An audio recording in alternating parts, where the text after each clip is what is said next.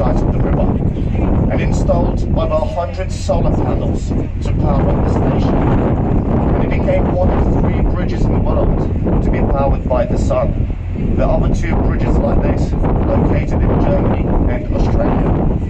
Now as we go through the bridges, you'll see red columns on either side of us.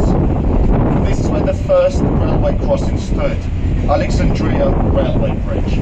Now as the trains got heavier, the bridge couldn't support the weight of them and became unstable.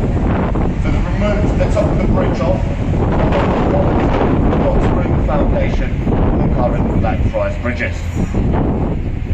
The bridge we got underneath now is Blackfriars Road.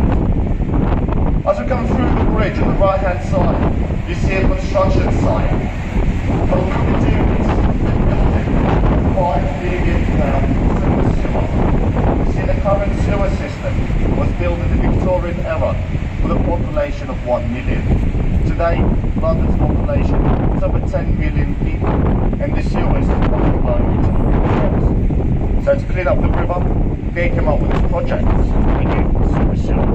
It starts ahead of us in a place called Putney, runs 40 metres underneath the River Thames, and finishes in a place called Essex. Where they recycle it and then return it to us in the